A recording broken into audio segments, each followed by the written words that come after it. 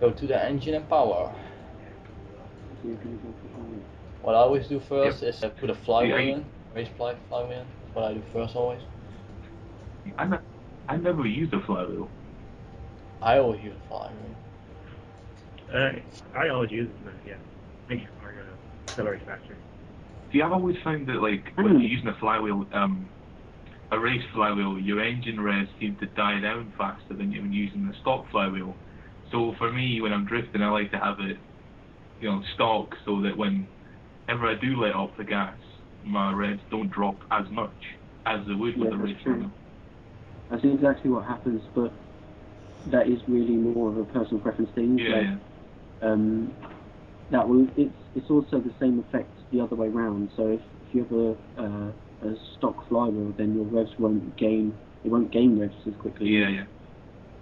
So, but it's not majorly effective. It doesn't have that much an effect. Yeah, Like, doesn't play a big factor. But if you are a beginner drifter, then I would suggest maybe a sport flywheel, meet it halfway, and that way you won't over rev so much. Very true. Next thing we're gonna upgrade. I never upgrade into blue. It just makes No, your car heavier.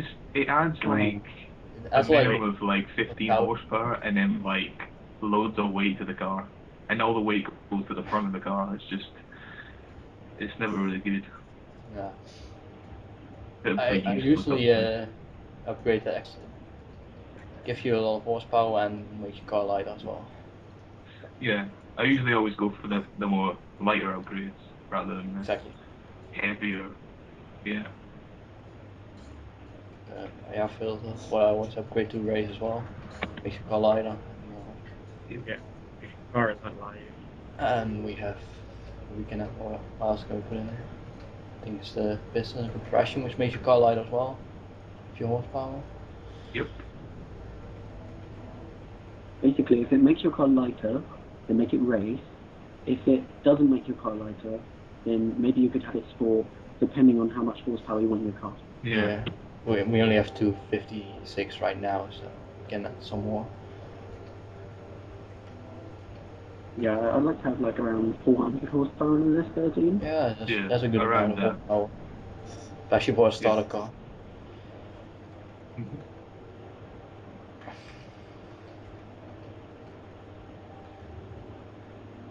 Camshaft. What should we do with the camshaft? I usually never put it in unless it's absolutely necessary for power, because it just takes so much torque from you. Yeah, that's true. Let's leave that for now. Fuel system.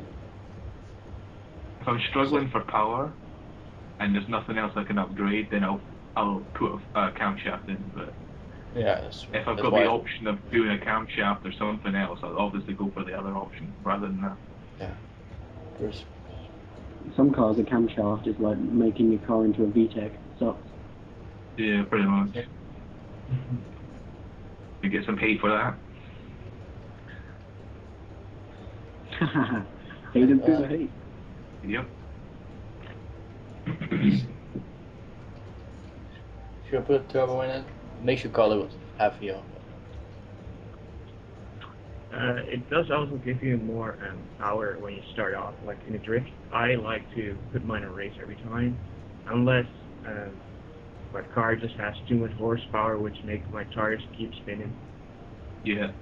With turbos, I generally like to use them, but like, I'd rather have a race turbo or no turbo. I'd never go for a sport turbo. It's just too much lag that comes off it. It's not really good. If we put the race turbo in, we've got around 410 horsepower. That should be a good amount to start with. Yeah, perfect. Do that, and in our next part we will teach you how to tune your car, and then after that we will teach you how to drift your car. But thanks for now, and thanks for watching.